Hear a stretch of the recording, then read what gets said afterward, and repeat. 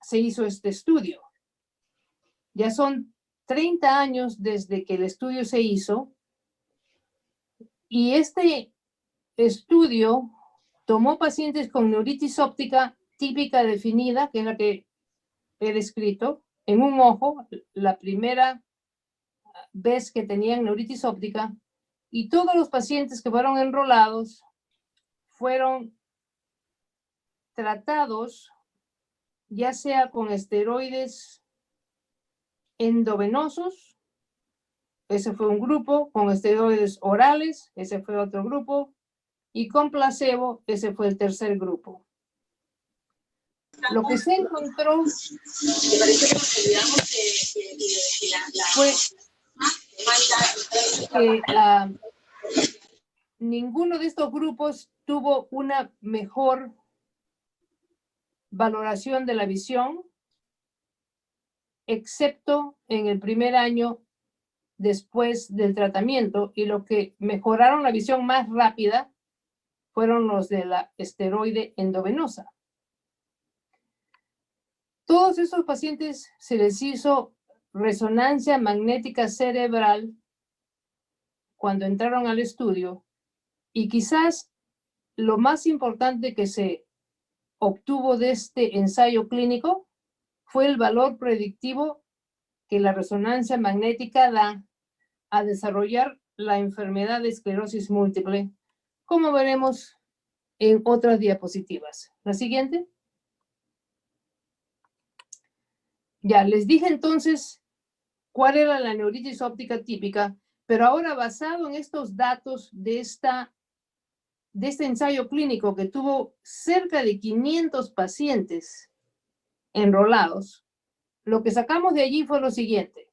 La neuritis óptica típica es una inflamación del nervio óptico que afecta más mujeres que hombres, 3-1, aparece entre los 15 y 45 años de edad, hay dolor al mover los ojos, hay un grado variable de pérdida de visión y el disco es normal, como ven en la parte superior, un disco normal, en 2/3 de los pacientes y edema de disco mínimo y leve en 1/3 de los casos.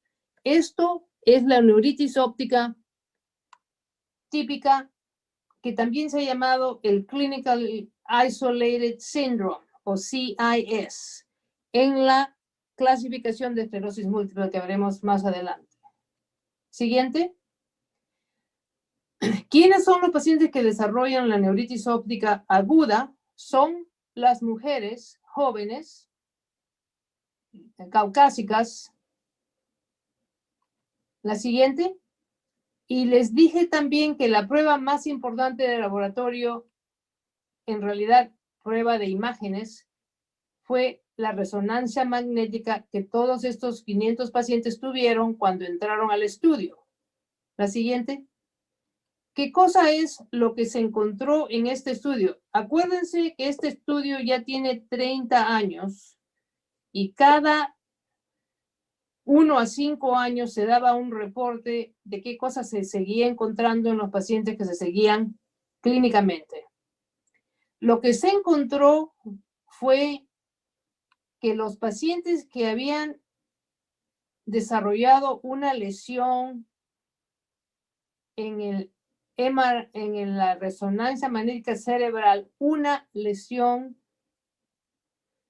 o más en la materia blanca, tenían una probabilidad de 75% de desarrollar esclerosis múltiple. Los pacientes que no desarrollaron ninguna lesión en el cerebro, la probabilidad era 25%. Si hablamos de un promedio, el 50% de los pacientes que desarrollan una neuritis óptica típica están en la probabilidad de desarrollar esclerosis múltiple, y el tiempo entre el desarrollo de esclerosis múltiple y la neuritis óptica puede ser de 5 a 15 años. La siguiente. Acuérdense que todo lo que estoy hablando yo son datos estadísticos que han salido de seguir a estos pacientes por 30 años. La otra cosa que también vimos en estos pacientes es qué pacientes eran los que no iban a desarrollar esclerosis múltiple. O sea, los pacientes que iban a desarrollar esclerosis múltiple eran los que tenían lesiones en el cerebro. Los pacientes que no iban a desarrollar esclerosis múltiple, probabilidades, acuérdense, nada es 100%, pero si no tenían lesiones en el cerebro, lo más probable es que no desarrollaban esclerosis múltiple. Si no tenían dolor durante la neuritis óptica, si la visión era muy mala, como ceguera o percepción de la luz, esos no desarrollaban esclerosis múltiple. Si había un edema de disco severo, como ven aquí en la foto superior derecha, el edema de disco muy severo tampoco. Les dije que era un disco leve. Hemorragias, como ven allí, hemorragias peripapilares. Nayeli, ¿puedes hacer mostrar dónde está la hemorragia en esa foto? Y exudado de retina, exudado en la retina, tampoco, ¿no? O vitreitis y uveitis. O sea, es muy importante poder nosotros hacer un examen ocular en estos pacientes. ¿Puedes entrar otra vez el slide? Ya, ok, gracias. Ok, so, acuérdense que basado en estos hallazgos de datos del ensayo clínico de ONTT, se vio que era necesario que los pacientes vean al oftalmólogo, porque no hay un neurólogo que sea capaz de ver uveitis. Hasta nosotros los oftalmólogos lo perdemos uveitis muy leves. Los neurólogos no tienen la capacidad porque no tienen los instrumentos de ver uveitis. Entonces es muy importante que todos los pacientes vean al oftalmólogo tanto como al neurólogo, ¿no? Eso es una cosa muy importante. ¿La siguiente? Esto es el resultado visual que salió de este ensayo clínico y como ustedes ven, el grupo de placebo, esteroide intravenoso y esteroide oral, pues la visión final fue estadísticamente igual. Hola. No hubo una diferencia de tipo seria entre las tres posibilidades, ¿no? Afecta la tasa de recuperación, no quiere decir qué tan rápido recupera, pero la visión final era la misma. Ahora, recuerden que la forma como nosotros medimos la visión es por alto contraste, ¿no? Ahora, el curso natural, también le quería decir esto, el curso natural es que el paciente, y esta es la neuritis óptica desmelinizante, neuritis óptica típica, CIS, todos esos nombres, el paciente va a mejorar la visión, ¿ok? En el 90% de los casos, en semanas, va a ser más o menos unos 3 meses de semanas, sin tratamiento o con tratamiento con esteroides, ¿ya? Ahora, 10% de estos pacientes tienen una visión de 20, 40 o menos, pero la mayoría recuperan la visión. Recuperan la visión de alto contraste. La siguiente. Entonces hablemos de visión en la esclerosis múltiple. La siguiente.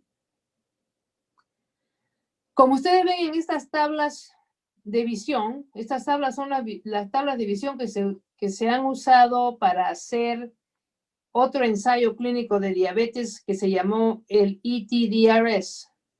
Entonces, la tabla superior en el cual podemos ver las letras es una tabla similar a el Snellen chart de contraste alto.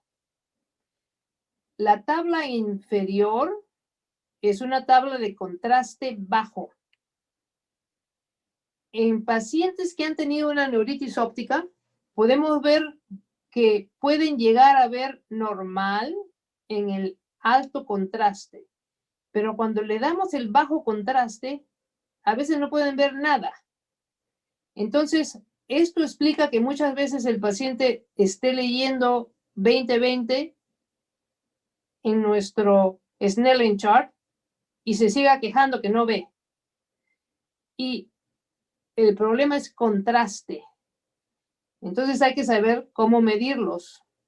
Si nosotros los medimos con contraste, una gran cantidad de estos pacientes no ven como veían antes.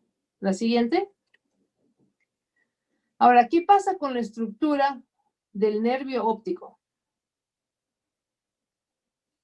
Acá pueden ver que la pérdida axonal permanente pasa en los pacientes de esclerosis múltiple, inclusive si es que no han tenido una historia de neuritis óptica aguda.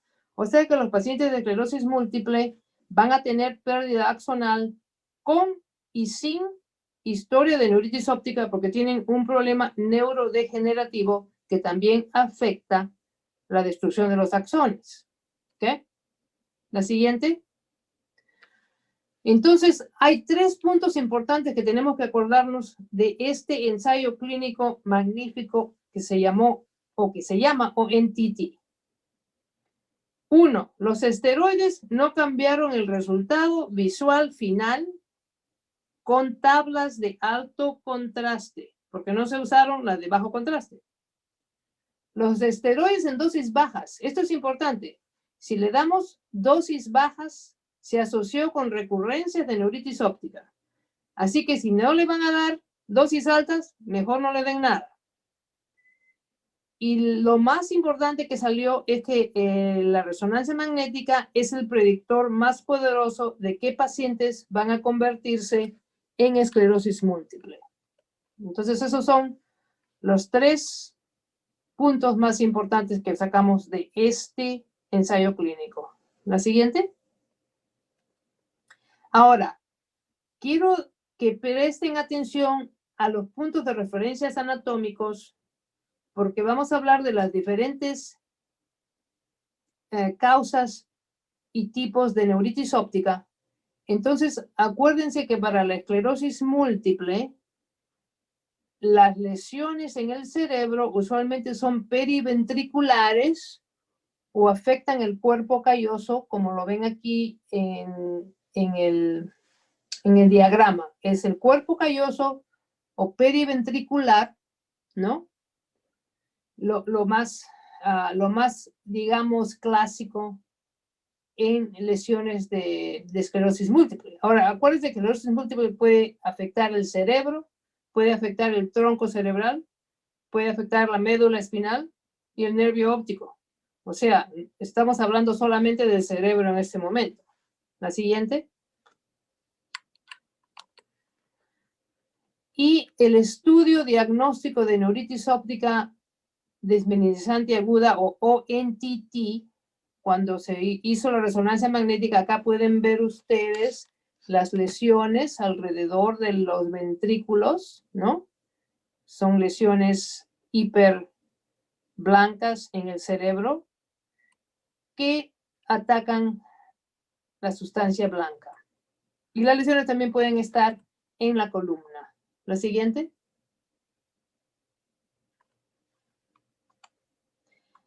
Ahora, la clasificación de neuritis óptica. Ya, les he dado la primera parte de la neuritis óptica, que es la que todos vemos y sabemos manejar, porque si le hacemos algo, no le hacemos nada al paciente, la visión mejora. Ahora vamos a ver qué otras neuritis ópticas existen en las cuales si no hacemos nada, el paciente se queda ciego o se muere. Entonces, tenemos primeramente la neuritis óptica como síndrome clínico aislado, es ese que llamamos el CIS. En estos pacientes, la resonancia magnética cerebral es normal y se presume que es la primera presentación de esclerosis múltiple, aunque eso no está claro, pero en la nueva clasificación lo están usando como tal. El número 2 es la neuritis óptica asociada con esclerosis múltiple definida. RRMS es Relapsing Remitting Multiple Sclerosis, que es la forma más común de esclerosis múltiple. En estos casos, la resonancia magnética cerebral es anormal y cumple con los criterios de McDonald, que han cambiado hace poco nuevamente. El número 3 es la neuritis óptica asociada con trastornos del espectro de neuromielitis óptica. Neuromielitis óptica quiere decir hay problemas en el nervio óptico y hay problemas en la espina dorsal. Esto se llama NMOSD, NMO, Neuromyelitis Optica, SD, Spectrum Disorder.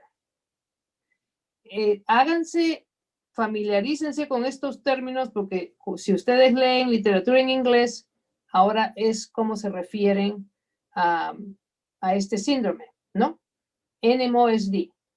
El NMOSD está dividido en dos tipos. Uno, en el cual hay un anticuerpo contra aquaporin. Y ese es el verdadero NMOSD. Yo le llamo NMOSD, aquaporin 4 positive. Es el anticuerpo que estamos hablando. El número 2 es el que tiene el anticuerpo contra el gangliósido anti-oligodendrocito de mielina, lo cual se llama MOG, M-O-G. Un anticuerpo contra este antígeno que se llama MOG.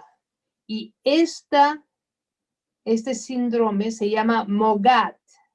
MOGAD es M-O-G, es el anticuerpo.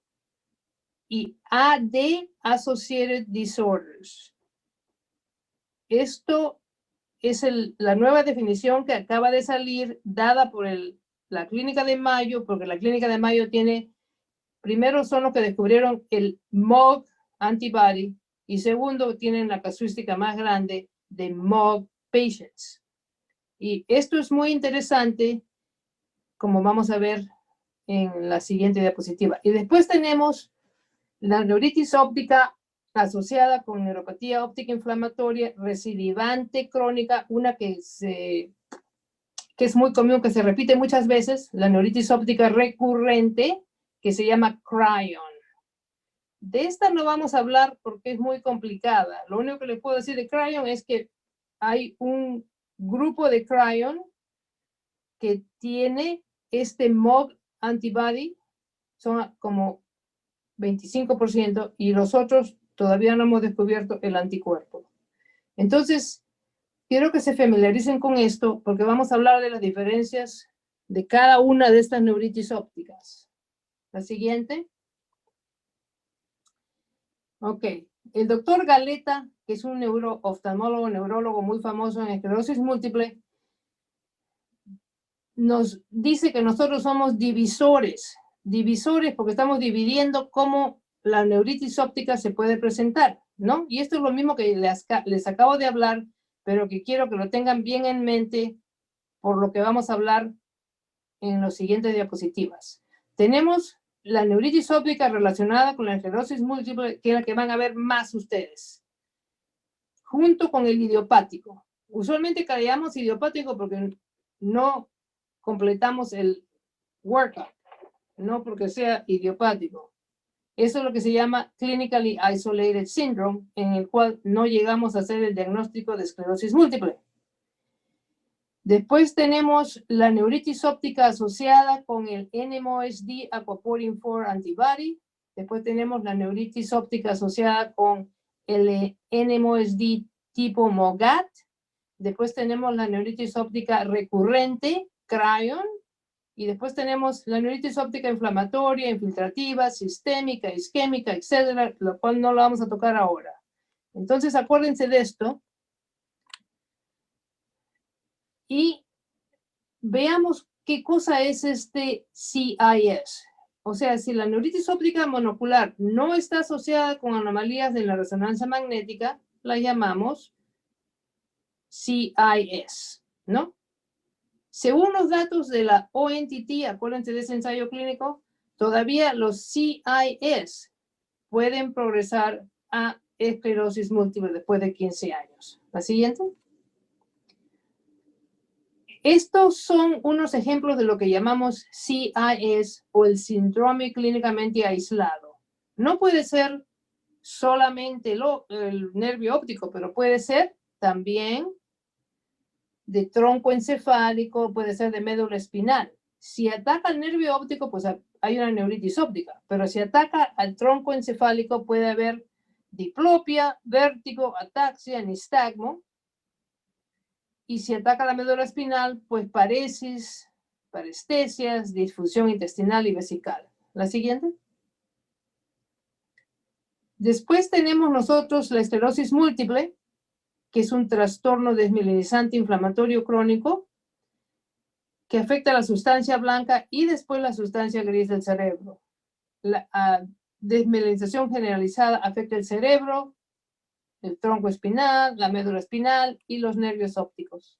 Y tiene remisiones y recaídas, eso es lo que se llama el RRMS, Relapsing Remitting MS, que es la forma más común de esclerosis múltiple. Ahora, de los criterios de esclerosis múltiple tenemos la difusión en el espacio y difusión en el tiempo. La siguiente, por favor.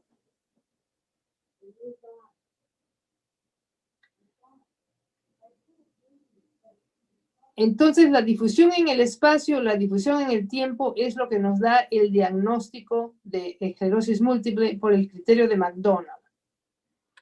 Estas son las áreas en la cual debemos de encontrar lesiones, al menos en 2 de estas áreas: periventricular, yuxtacortical o cortical, acuérdense del cuerpo calloso, el tronco encefálico y la médula espinal. Lamentablemente, los neurólogos que se fueron a París a discutir el criterio de McDonald, yo creo que estuvieron muy entretenidos en París y se olvidaron del nervio óptico, porque no lo contaron dentro del criterio de MS. El siguiente. Y yo estoy de acuerdo con el doctor Galeta que el nervio óptico debería ser la 5ª topografía del nuevo criterio de McDonald. Lamentablemente no lo es, pero el nervio óptico puede ser evaluado con muchas diferentes maneras, ¿no? Se puede confirmar con los potenciales evocados, el OCT que vamos a ver, el MRI del nervio óptico, y lamentablemente no está considerado para un diagnóstico de esclerosis múltiple basado en el nuevo criterio de McDonald. La siguiente. Vamos a ver qué cosa es la tomografía de coherencia óptica, porque esta es la más importante, el más importante desarrollo en oftalmología. Esta es mi opinión personal. Es este instrumento que se llama OCT. La siguiente. ¿Qué novedades ofrece el OCT en esclerosis múltiple? Los criterios diagnósticos internacionales actuales para la esclerosis múltiple, les dije que no incluyen el nervio óptico como sitio de lesión por imágenes, a pesar de la alta prevalencia de neuritis óptica aguda y subclínica. Como les dije, 50% de los pacientes de esclerosis múltiple hacen neuritis óptica, ¿no? Es quizás una de las presentaciones más comunes. La siguiente. El valor del OCT en la esclerosis múltiple es cuando tenemos un caso de enfermedad sutil o asintomática, es clave en el diagnóstico diferencial, es útil para la neuritis óptica desmielinizante típica relacionada con NMOSD, como vamos a ver, y puede predecir la progresión de la enfermedad. Vamos a ver ejemplos de esto. La siguiente. Entonces, el grosor de esta capa de fibras nerviosas de la retina normalmente es como de 100 a 120 cuando uno está joven, a los 15 años.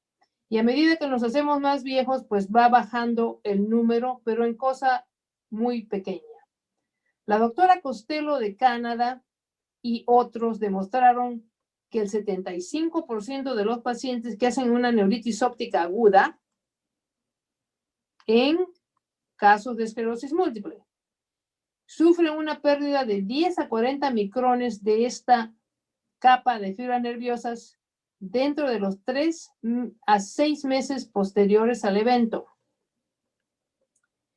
Muy importante, también identificaron el umbral de la lesión de estas fibras a 75 micrones.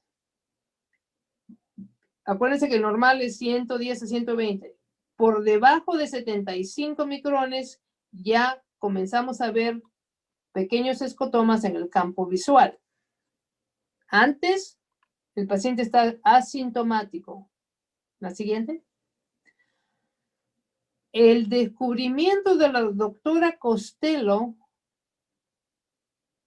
ha sido seguido por muchísimos otros neurólogos en el mundo y llevó a que el Lancet hiciera un metaanálisis y revisión sistemática de todos estos artículos que se habían publicado sobre el uso de tomografía de coherencia óptica en la esclerosis múltiple. Y después de revisar todo esto, ¿en qué quedaron? La misma cosa que dijo Costello. La pérdida de las fibras nerviosas ocurre en 75% de los casos y ocurre de 3 a 6 meses después de la neuritis óptica. Así que no solamente ella, pero muchos otros han visto el mismo resultado. La siguiente. Este es un diagrama de el OCT del cirrus de size y pueden ver en la parte superior, en los círculos, unas áreas rojas y amarillas que reflejan las áreas de pérdida de la fibra nerviosa. En la parte de abajo está el ojo izquierdo, o sea, en la parte de arriba está el ojo derecho, que corresponde al paciente que les había dicho yo en el caso que les presenté. 3 a 6 meses después se ve esta anomalía, pérdida de fibras nerviosas. En el ojo normal no se ve eso. Entonces, esto es lo típico de la neuritis óptica desmielinizante asociada a la esclerosis múltiple. La siguiente. Entonces, el adelgazamiento de la fibra nerviosa es progresivo en la esclerosis múltiple, también en ausencia de neuritis óptica, debido a una degeneración retrógrada o enfermedad subclínica. Y esto es importante porque si seguimos longitudinalmente pacientes con este OCT, podemos ver cómo cambia la fibra nerviosa en los pacientes que no están respondiendo a los medicamentos que se les da. La siguiente. Aquí también vemos la comparación de 3 poblaciones de pacientes. ¿Ya? Una población es los pacientes que no han tenido neuritis óptica, y los otros son los pacientes que han tenido neuritis óptica, eso es lo rojo. Los pacientes que han tenido neuritis óptica, como ven, tienen mayor pérdida de fibras nerviosas que los pacientes que no han tenido una historia de neuritis óptica. La siguiente. Ahora, en la neuritis óptica hay una pérdida axonal y neuronal significativa. Aparte de las fibras nerviosas que medimos alrededor del disco, como ven en este diagrama superior, estamos midiendo lo que se llama peripapillary o alrededor del disco. Esas son las fibras nerviosas que les llamamos RNFL. Pero lo que está siendo un marcador importantísimo y quizás se considera más importante ahora, inclusive, que este RNFL, son las capas de células ganglionares que se llama el GCIPL. El GCIPL está reflejado en este diagrama que ven aquí abajo, ese círculo que en un ojo está rojo y en el otro ojo está verde. El ojo con el círculo rojo representa pérdida de estas células ganglionares, lo cual ocurre más temprano en pacientes con esclerosis múltiple que la pérdida del RNFL, que son las fibras nerviosas de la retina peripapilar. Entonces, han habido muchos estudios sobre qué cosa significa el perder las células ganglionares. ¿Cuándo vemos pérdida de células ganglionares en esclerosis múltiple? Más o menos a partir de 6 semanas a 2 meses después de la neuritis óptica aguda. Y vemos pérdida de las fibras nerviosas de 3 a 6 meses después de la neuritis óptica. Y eso es esclerosis múltiple, ¿ok? O sea que durante la fase aguda no nos está ayudando mucho el OCT porque no nos está dando ninguna pérdida de estas fibras. La siguiente.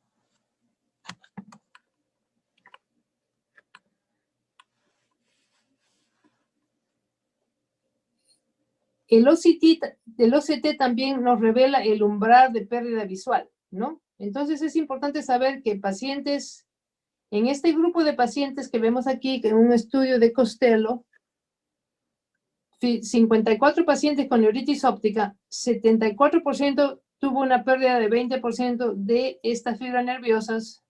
Ahora sabemos que la pérdida de fibras nerviosas y de las ganglionares ocurre muy temprano. Ya les dije que ganglionares es mucho más temprano, como 6 semanas a 2 meses. Y si pudiéramos evitar esta pérdida y preservar los axones, sería muy, muy interesante para que el paciente no pierda la visión eventualmente. Entonces, hay muchos estudios en este momento que están buscando agentes de neuroprotección para preservar estos axones. La siguiente. En resumen, la neuritis óptica y el OCT nos da pautas de diagnóstico, detecta hallazgos sutiles de enfermedades asintomáticas, junto con las nuevas técnicas de resonancia magnética, nos da el diagnóstico diferencial de la pérdida visual en esclerosis múltiple, documenta la progresión de la enfermedad, puede predecir la conversión del clinically isolated syndrome and radiologically isolated syndrome, los pacientes que no tienen síntomas, pero que tienen anomalías en la resonancia magnética, conversión a esclerosis múltiple. Ahora, el grupo de Nolan, Kenney y otros enfatizan cuánto es el número de micrones que se pierden y que debemos de estar tomando nota de que hay un cambio de una visita a otra. Y esto es considerado ahora que es de 5 micrones para las fibras nerviosas y de 4 micrones para el ganglionar. Entonces, esto puede ayudarnos a diagnosticar lesiones asintomáticas o que el paciente ha tenido una neuritis óptica previa. ¿El siguiente? Ya, lo que estamos hablando con el OCT, hemos hablado de la medición de el axón. La siguiente. Acuérdense que los axones están rodeados de mielina, ¿no? Excepto en el ojo. La mielina debe de proteger al axón en el nervio. ¿Cómo medimos a la mielina en el nervio óptico? Es usando el patrón de potenciales evocados, ¿no? Vemos la latencia del potencial evocado y si esta latencia está demorada, quiere decir que la transmisión está disminuida y la transmisión se disminuye debido a la falta de mielina o que la mielina está enferma. Entonces, este es un test objetivo de desmielinización del nervio óptico. ¿El siguiente?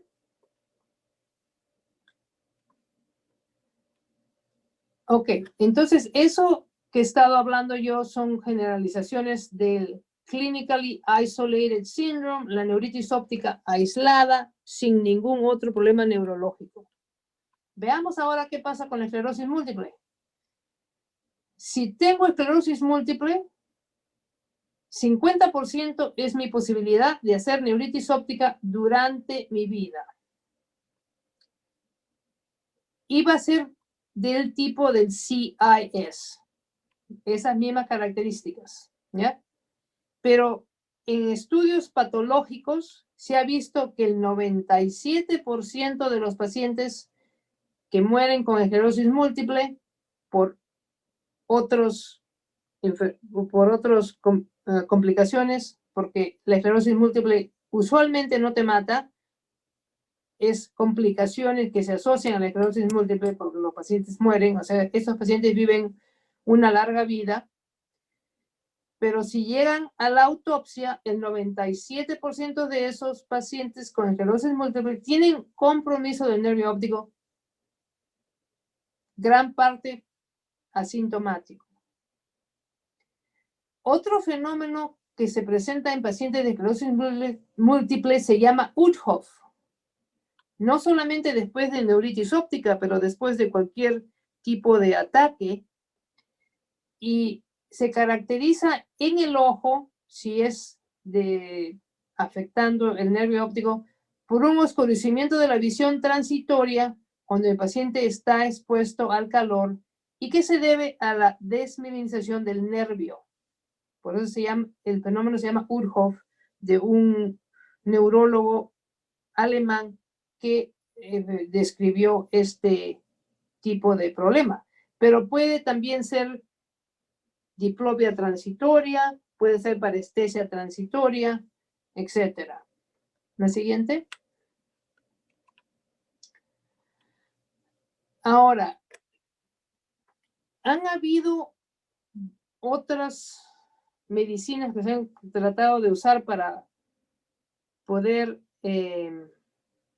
tratar la neuritis óptica. La siguiente.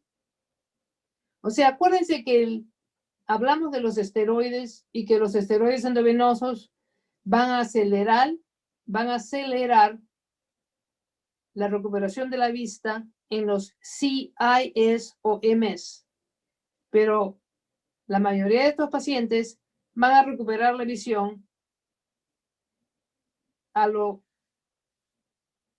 casi normal, digamos, excepto por algunos problemas de contraste. La fenitoína también se ha usado en un trial, en un ensayo clínico. El ensayo clínico fue de 81 pacientes. Los pacientes que se enrolaron eran dentro de las 2 semanas del desarrollo del evento de neuritis óptica en un ojo. 39 de los pacientes que participaron les dieron la fenitoína o dilantin. Dilantin, yo creo que van a acordarse de dilantin mejor. en forma oral y se les dio por 3 meses. 42 de los pacientes le dieron placebo. Las fibras nerviosas se midieron cuando el paciente entró al ensayo clínico y el endpoint fue 6 meses, porque acuérdense que en 6 meses Costello y 50 otros descubrieron que ahí es donde se cambia y disminuye la fibra nerviosa en esclerosis múltiple. Entonces lo midieron a los 6 meses para ver qué contraste había entre el paciente de fenitoína y el paciente que no recibió fenitoína. Y lo que encontraron era que los pacientes con fenitoína no perdieron tanto la fibra nerviosa como los pacientes que no estaban en fenitoína. Lo cual sería una cosa fantástica si tenemos esto como un neuroprotección. 30% es significativo. Esto se debe presumiblemente a un efecto neuroprotector de la fenitoína, bloqueando los canales de sodio. No ha habido otro trial en este momento. Esperemos que esto se pueda hacer válido con una fase 3 y quizás podemos dar a nuestros pacientes fenitoína, que no tiene muchos efectos colaterales. La siguiente. La siguiente. Ok, este es la otra teoría. O sea, lo que les acabo de decir es un neuroprotector de los axones. Esa es la fenitoína. Hablemos ahora qué pasa con la mielina. LINGO-1 es una glicoproteína de membrana específica del sistema nervioso y es supresor natural de la mielinización de oligodendrocitos. Una sustancia que se le llamó anti-LINGO-1 o opicinumab es un anticuerpo monoclonal humano dirigido contra este LINGO-1 para ayudar a remielinizar axones. ¿El siguiente? Hubo un ensayo clínico, también fase 2, que se llamó RENEW. ¿Qué es lo que hicieron con el RENEW? Hubo 33 sitios que obtuvieron pacientes en Europa, Canadá y Australia entre 2012 y 2014 de los años. Los pacientes con neuritis óptica tenían que estar dentro de 28 días desde los síntomas. Y de los 82 pacientes que entraron al estudio, 33 fueron puestos en la droga opicinumab. ¿Cómo se da el opicinumab? Se da en infusión endovenosa cada 4 semanas por 6 dosis. Antes de darles la infusión del monoclonal antibody, todos los pacientes que entraron recibieron una semana de esteroides endovenosos. ¿Cuál fue el endpoint de este estudio? Medir si había remielinización a las 24 semanas, midiendo el potencial evocado del paciente para ver si mejoraba luego de haber recibido esta droga. Lamentablemente, no hubo un número de significado estadístico para decirnos que esta droga sí servía para remielinización del nervio óptico. Y no solo el nervio óptico, sino pensamos que si remieliniza el nervio óptico, pues remieliniza también los otros axones en el cerebro, ¿no? La siguiente. La siguiente.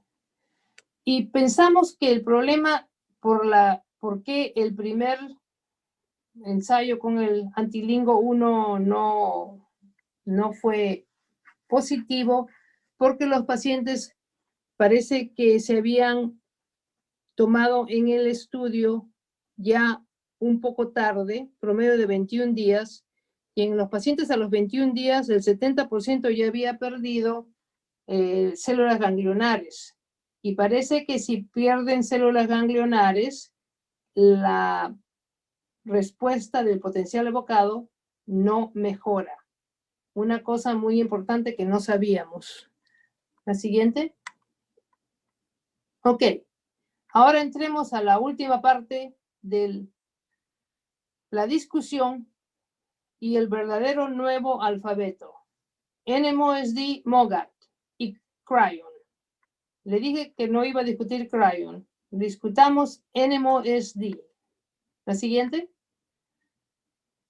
NMOSD, la siguiente, por favor, es la neuritis óptica asociada con trastornos del espectro de neuromielitis óptica. ¿Qué pasa con estos pacientes que tienen neuromielitis óptica spectrum disorder? ¿Cómo se presentan? El nervio óptico presenta con una neuritis óptica usualmente bilateral. No, acuérdense que yo les hablé que el CIAS es unilateral. MS es unilateral. Ahora estamos entrando a bilateral. El nervio óptico es bilateral, usualmente posterior hacia el cerebro. El quiasma se compromete, o sea que el paciente puede presentar con una mianopia bitemporal, pensando nosotros que tiene un tumor de pituitaria, lo que tiene es NMOSD. Ataca la médula espinal con una mielopatía transversa, ataca más de 3 segmentos, con parálisis, el paciente va cuadripléjico o parapléjico a la silla de ruedas. La resonancia magnética usualmente es normal del cerebro, pero no es normal en la espina dorsal, ni es normal en el nervio óptico. Y estos pacientes, la mayoría, no todos, se les detecta anticuerpos con la aquaporina 4. Ahora, lo que digo de los anticuerpos que no se detectan es porque no los podemos detectar, pero pensamos que todos los pacientes tienen aquaporina presente con este síndrome. La siguiente. Entonces, el NMOSD, ¿qué es lo que causa? Esto causa ceguera irreversible. Si no se enciegan con el primer ataque, el recurrente ataque los enciega. Pero también puede presentarse con un problema gastrointestinal o un problema de hipo, si es que el área postrema cerebral está afectado. La siguiente. ¿Qué es la aquaporina? La siguiente, por favor. La aquaporina es un antígeno que está en una proteína del canal de agua. Pásame la siguiente. Ok. Entonces, acuérdense que los canales de aquaporina 4 están en los procesos podálicos de los astrocitos y se localiza con canales internos de potasio y es transportador del glutamos 1. Ahora, ¿dónde se encuentra esta aquaporina? Es en las áreas, el área postrema, en el tronco cerebral, en el nervio óptico, en el quiasma. Y por eso estas son las zonas y en la espina dorsal. Y por eso son las zonas que son atacadas por esta enfermedad. Esta enfermedad es de producir anticuerpos contra esta aquaporin 4. La siguiente.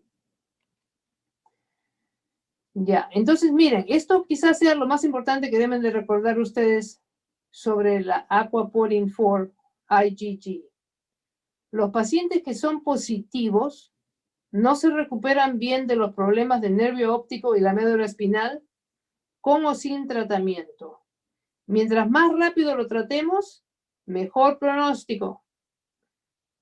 El anticuerpo contra la aquaporina 4 causa una enfermedad grave, donde el paciente muere, o se queda ciego, o se queda paralizado. El anticuerpo suele estar presente de por vida. El tratamiento debe ser de por vida. Como el tratamiento para esto y la esclerosis múltiple son muy diferentes, el diagnóstico es clave. Los anticuerpos pueden enmascararse con esteroides y otros tratamientos, por lo que es necesario medir los anticuerpos antes del tratamiento. En la esclerosis múltiple, los tratamientos están dirigidos a evitar las recaídas y se les da esteroides en cada recaída. El tratamiento para NMOSD es actualmente el tratamiento de la enfermedad, tal como si estuviéramos tratando lupus o una enfermedad reumatológica. La siguiente. Veamos ahora la diferencia en los cambios del OCT en pacientes que tienen NMOSD. La tomografía de coherencia óptica es clave para diferenciar estos dos tipos de neuritis óptica. En los pacientes con NMOSD, la pérdida de las fibras nerviosas y células ganglionares ocurre en días y muy pocas semanas. Acuérdense que les dije en esclerosis múltiple son meses, acá son días y semanas. La siguiente. Por ejemplo, vean a esta paciente que era positiva de aquaporin. Acá ven la paciente de 20 años, African American, pérdida aguda de la visión en el ojo izquierdo. Ven en el primer carril del OCT, ¿no? En el lado derecho de la pantalla es la célula ganglionar y en el lado izquierdo, cerca a la foto del fondo de ojo, es la fibra nerviosa, ¿ok? Ustedes ven que en el episodio agudo la fibra nerviosa está hinchada, está edematosa y la célula ganglionar está normal. A las 2 semanas, ¿qué vemos? Que todavía el nervio está hinchado, edematoso. ¿Pero qué pasa con los ganglios? Las células ganglionares ya disminuyeron significativamente a las 2 semanas del ataque. A las 4 a 6 semanas, ¿qué ven en las fibras nerviosas? Ya comenzaron a degenerar. ¿Y qué ven en las células ganglionares? Siguen muriéndose. Y en 3 meses, destrucción total de los axones y de las fibras ganglionares con ceguera y palidez del disco. Esto nunca lo vemos tan rápido y casi nunca lo vemos en esclerosis múltiple. Esto es NMOSD aquaporin positive. Y esto pasa a los 2 ojos en un 50 a 75% de los pacientes. La siguiente. Y esto nada más para decir que en la NMOSD aquaporin positive los axones se destruyen más rápido que en esclerosis múltiple, afectando los cuadrantes superiores e inferiores. La siguiente. Ahora, si queremos saber una diferenciación entre el NMOSD, el MOG y el MS, veamos el grosor promedio de pérdida de las fibras nerviosas que el paciente presenta luego de un ataque de neuritis óptica. Si el promedio es 60, lo más probable es que este paciente, o menos, lo más probable es que este paciente tenga NMOSD, luego MOG y último MS.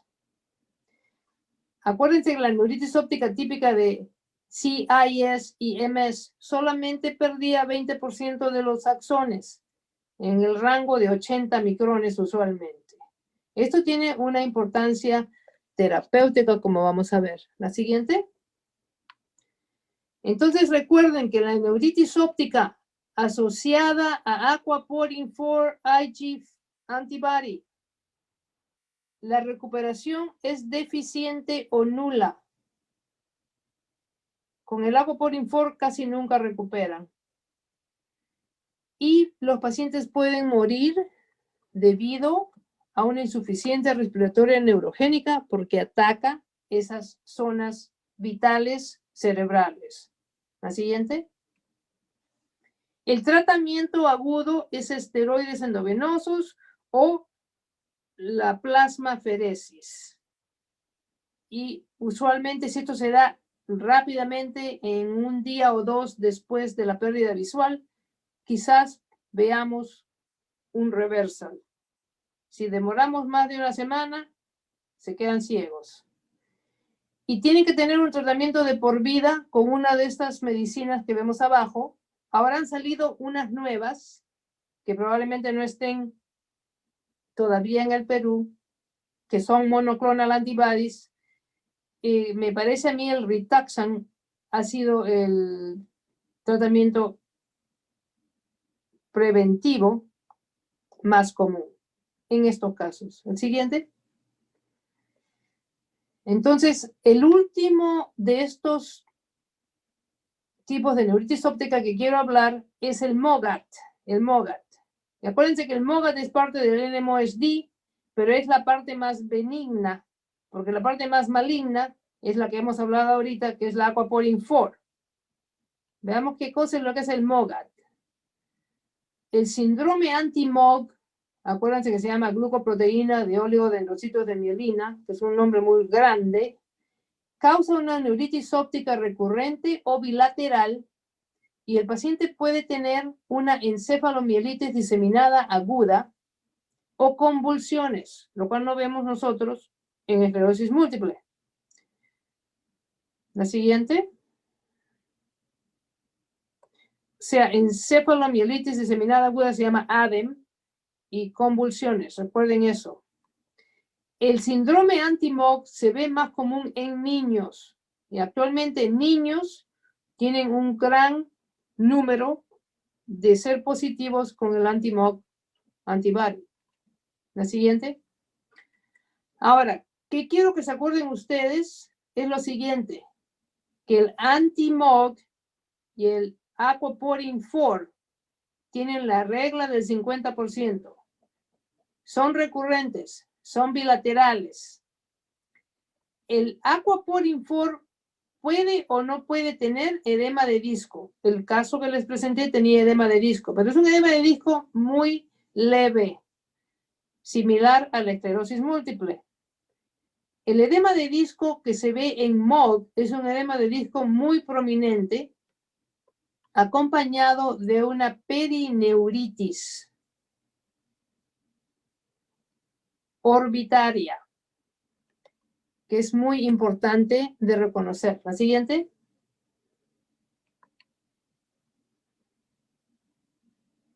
La siguiente.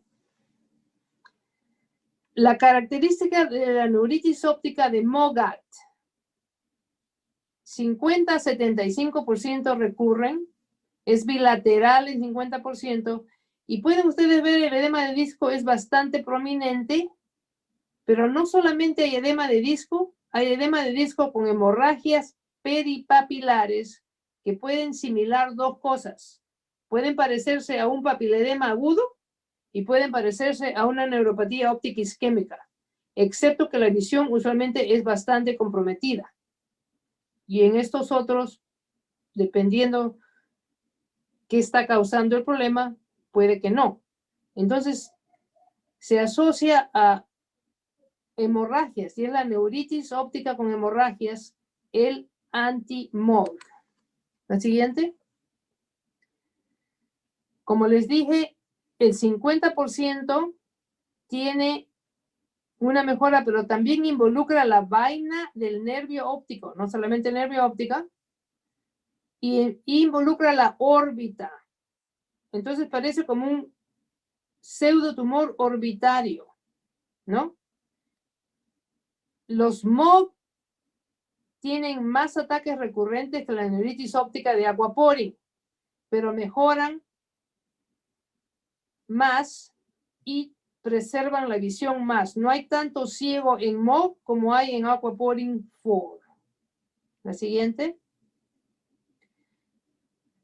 Ok, para poder ver el MOG, esta glicoproteína proporciona la integridad estructural de la mielina. La siguiente. Ahora, acuérdense que les dije qué pasaba con los anticuerpos de Aquaporin 4, que esos quedan de por vida y causan mucho trastorno.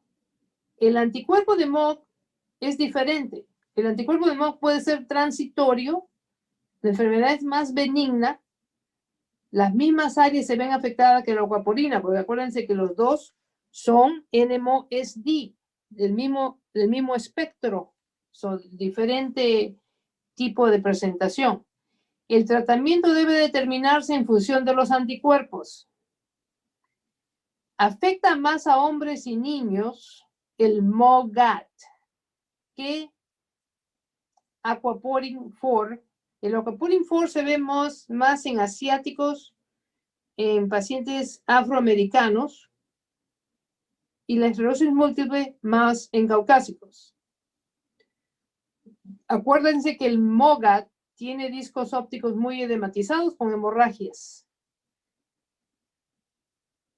Acuérdense también que los anticuerpos se pueden enmascarar tanto como lo vemos en la Aquaporin 4 si se les da esteroides, ¿no? Y estos también tienen una pérdida rápida de fibras nerviosas y células ganglionares, menos rápida que con la Aquaporin, pero más rápida que la esclerosis múltiple. La siguiente. Ahora, ¿por qué es importante?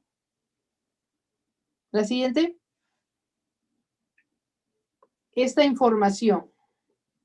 Es importante saber qué proceso biológico estamos lidiando para determinar cómo trataremos al paciente, qué tan rápido lo vamos a tratar y cómo evitar la ceguera permanente o la muerte. También implicaciones médico-legales de equivocarse del diagnóstico. La esclerosis múltiple y los trastornos del espectro NMOSD se tratan de manera muy diferente, ¿no?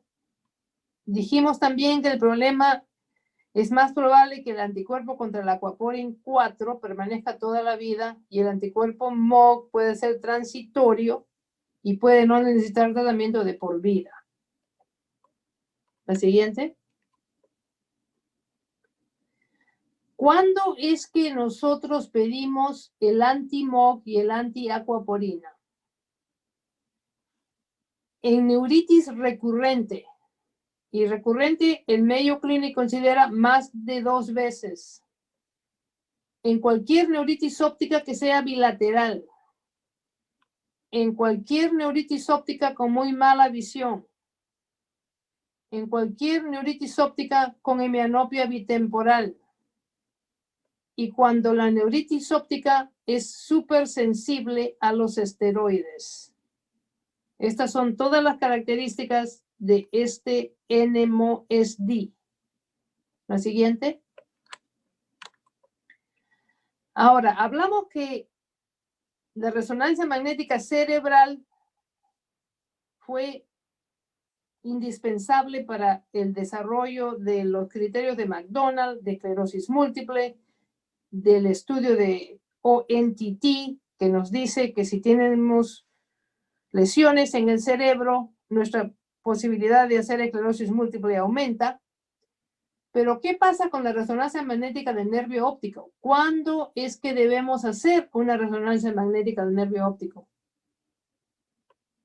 Con estos nuevos síndromes es necesario hacer o considerar, digamos, hacer una resonancia magnética del nervio óptico. Acuérdense que la neuropatía, la neuritis óptica aguda de la esclerosis múltiple o del CIS es monocular y presenta placas desmineralizantes parciales, anteriores o en el medio del nervio afectado.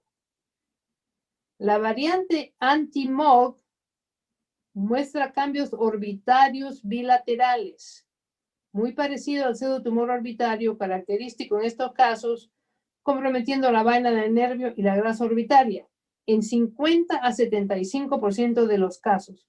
O sea que yo no necesito ver el anticuerpo, yo necesito ver el fondo de ojo con un disco muy edematoso y hemorrágico, y si yo veo en la resonancia magnética del nervio óptico que hay estos cambios orbitarios, yo hago el diagnóstico de MOGAD y lo trato al paciente como tal. La antiacuoporina, que es la variante de NMOSD, mostrará largas placas en toda la longitud del nervio o en la parte posterior intraorbitaria intracraneal del nervio, y habrá compromiso del quiasma en 25% de los casos. La siguiente. Y este es un diagrama en el cual estamos viendo lo que acabo de decir del valor de la resonancia magnética de los nervios.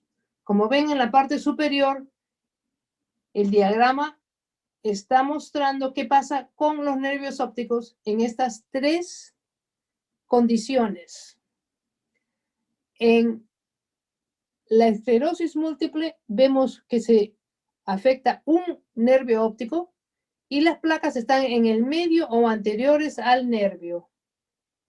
En la parte central superior es el MOG-IgG syndrome, en el cual vemos que hay una afectación bilateral del nervio, que no solo afecta el nervio, sino afecta la vaina del nervio y afecta en la órbita.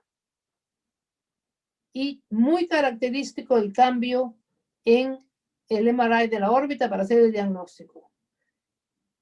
El tercero es el NMOSD Aquaporin 4, en el cual vemos que el compromiso de los nervios es bilateral, es total o posterior hacia el cerebro, con compromiso del quiasma y de los procesos visuales retroquiasmáticos en 25% de los casos.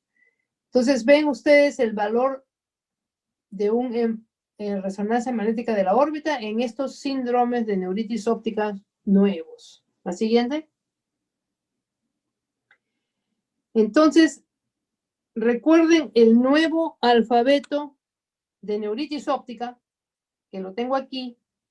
Ahora es CIS, Clinically Isolated Syndrome, MS, esclerosis múltiple, NMOSD, Aquaporin 4, NMOSD MOGAD y Cryon. Esto es el nuevo alfabeto que lo van a encontrar en los textos y en las publicaciones. La siguiente. Bueno, espero que esto les sirva a ustedes como un repaso de dónde estamos ahora en neuritis óptica, y en lugar de hacerlo más simple, ahora la cosa está más complicada. Así que si hay algunas preguntas, por favor, me avisan para contestarlas. Ok, Patricia. Muy interesante charla, doctor. Siempre tan brillante su charla. Una consulta. El doctor Cárdenas quiere hacer un comentario. Muy bien. Doctor Cárdenas. Buenas noches, doctora. ¿Qué tal? Gusto en escucharla. Gracias por la charla, muy buena. Y acá todavía seguimos viendo pacientes con neuritis y sí, los tipos de neuritis pues ya no son como se veían antes, o de repente no los clasificamos como los clasificamos. Y una pregunta, por ejemplo, en un paciente que se sospecha NMO spectral disease, le pide la resonancia de médula incluso sin síntomas medulares, porque eso es lo que están haciendo aquí los neurólogos. Yo creo que sí. Por lo siguiente, esos pacientes pueden tener lesiones, y las lesiones estamos hablando del MOG, del MOGAD. MOGAD puede tener lesiones en la columna, en la médula espinal, que sean minimal symptomatic. No los NMOSD usualmente, porque tienen lesiones de la médula espinal bastante largas. Ahora, me parece a mí que si encuentran cualquier lesión espinal, van a tener más inclinación a tratarlo como si fuera un Aquaporin 4. Pero a mí me parece que si tienen neuritis óptica, el valor de la resonancia magnética del nervio óptico es mucho mayor que una resonancia magnética de la espina dorsal asintomática. Una pregunta más. Y a los pacientes con MOGAD, me dice que son muy sensibles al corticoide o hay alguna variación en el tratamiento. Son muy sensibles al corticoide. Entonces, lo primero es darles su infusión de esteroides y si están mejorando, continuarla por unos 5 días y después seguirlos con esteroides por un largo tiempo. No es como tratamos la esclerosis múltiple, por ejemplo, ¿no? A eso le damos su endovenoso y de ahí nomás ya no le damos nada. A estos hay que seguirlos con esteroides por 1 mes, 2 meses y esperar que no recurran. El paciente que tiene Aquaporin 4, Aquaporin 4, esos usualmente no responden al esteroide. Entonces hay que hacer una plasmaferesis para poder sacar los anticuerpos como parte del tratamiento y esperar que respondan, ¿no? El problema es que si uno espera mucho a hacer intervención y el paciente está ciego, lo más probable es que se quede ciego. Gracias, doctora. Doctora, una consulta. ¿El rituximab lo maneja el oftalmólogo o el neurólogo? El reumatólogo. El reumatólogo. Ya, aquí hay neurólogos que lo usan, ¿no? Si, por ejemplo, como hay subespecialidades, hay neurólogos que son los neurólogos de lo que ahora llamamos neuroinmunología, ¿no? Los neuroinmunólogos que piensan que ellos tienen la experiencia de manejar todos estos anticuerpos monoclonales, pues lo usan, ¿no? Pero muchas veces los anticuerpos monoclonales no son simples de usar por todas las complicaciones que pueden dar, ¿no? Entonces, usualmente el reumatólogo, por ejemplo, yo llamo al reumatólogo para que le dé las medicinas porque saben cómo manejar al paciente y los efectos colaterales de las medicinas. Muy bien. Nosotros en oftalmología no manejamos estas medicinas en forma común como para saber y manejar, o sea, no solamente manejar la medicina, es manejar el efecto colateral de la medicina. Cierto. Cierto. Una pregunta más. ¿Cuánto tiempo, si tengo un paciente con una pérdida visual severa y lo pongo en esteroides, cuánto tiempo debo esperar antes de hacer una plasmaféresis? 2 días. Muy bien, 2 días. Muy bien, muy bien. ¿Alguna otra pregunta? Es un tema muy especializado. Claro, y no muchas personas manejan ese tipo de drogas. Lo que he notado en la práctica es que yo veo a los pacientes, los han manejado oftalmólogos que no son neurooftalmólogos y llegan tarde a la consulta. Vienen después de 2 o 3 semanas y muchas veces ya no se puede hacer nada. Exacto, ese es el problema. El problema es que necesitamos que haya más difusión, ¿no? De que estos pacientes tienen que ser referidos para ser tratados y ser tratados temprano, porque pasando la primera semana ya se perdió el partido. Cierto. Especialmente con la Aquaporin 4, pues la Aquaporin 4 causa ceguera bilateral, ¿no? Y también la mielitis transversa, o sea que el paciente queda ciego y queda paralizado, pues y es un paciente relativamente joven, ¿no? Porque La mayoría de pacientes están entre los 35 a 45 años, un poquito mayores que los de la esclerosis múltiple, pero siempre no son gente de mucha edad, ¿no? Cierto. Doctora, una pregunta más, abusando un poco. En los casos de NMOG, ¿cómo es el campo visual? Porque hay una perineuritis.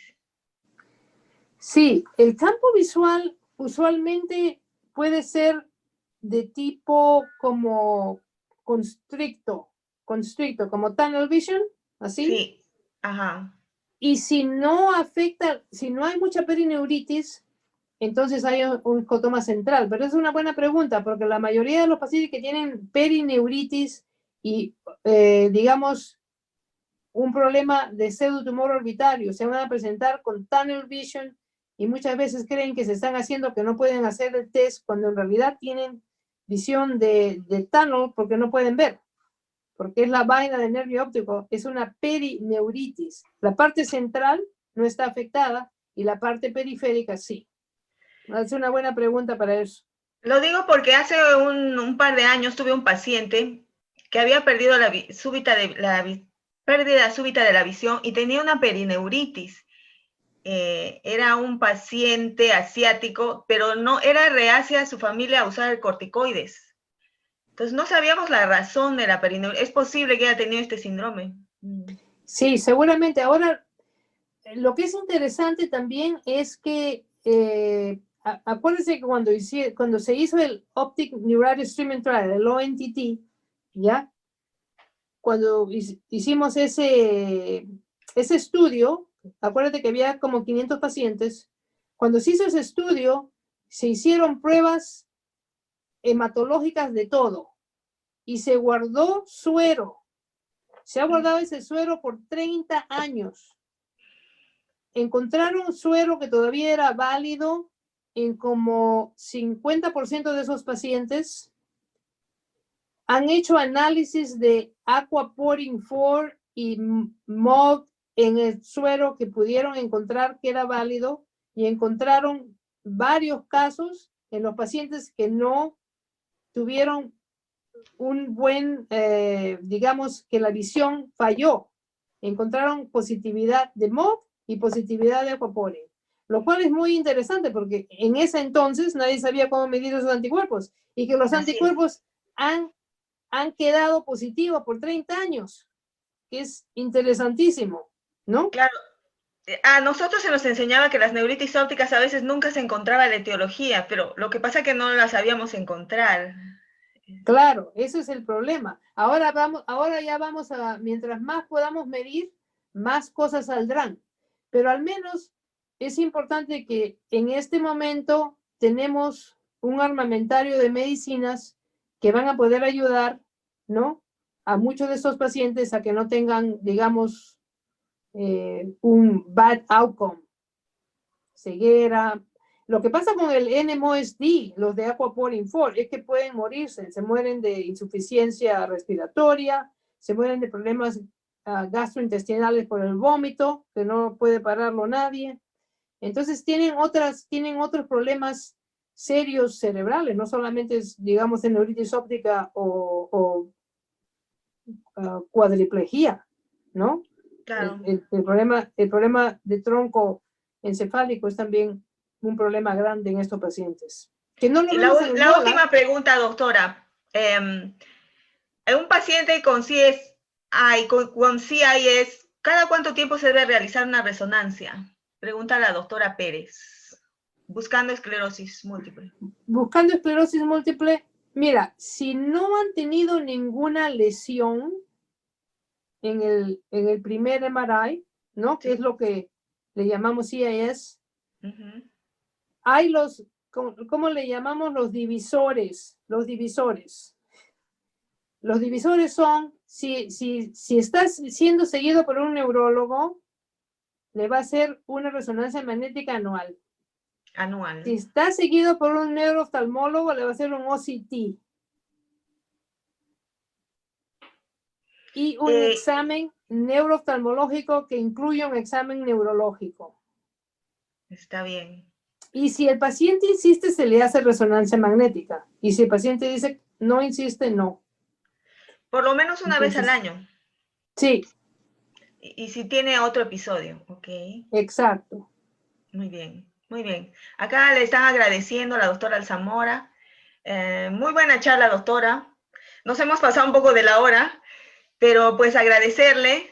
El doctor Cárdenas quiere dar unas últimas palabras. A ver, Doctor Cárdenas. Doctor Cárdenas, tu micro. Ya, gracias. Y algunas palabras, bueno, supongo que será un poco difícil. En el Cryon está más cercano al MOGAT. exacto. Yo creo que son la misma cosa. Ah, Yo creo que el Cryon es el MOGAT que sigue recurriendo.